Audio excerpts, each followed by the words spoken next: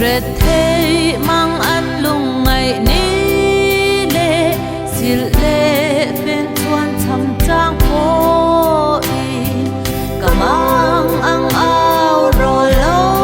shtu lal pa nang chau i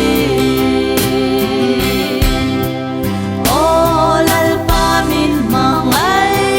tu i ne na em ki ma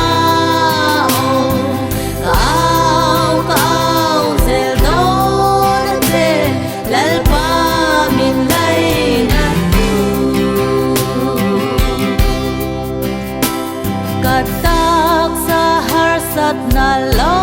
thlengin nat na ten min puar vel ma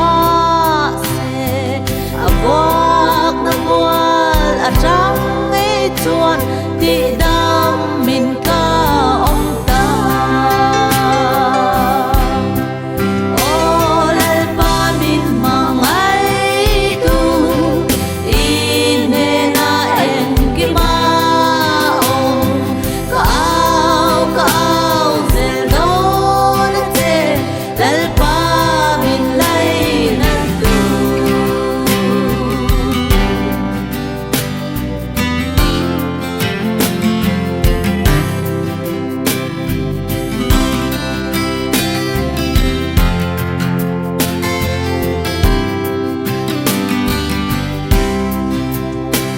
cây trinh lâu chuan tur nei lâu hian vel wangin i rong ka bol si lo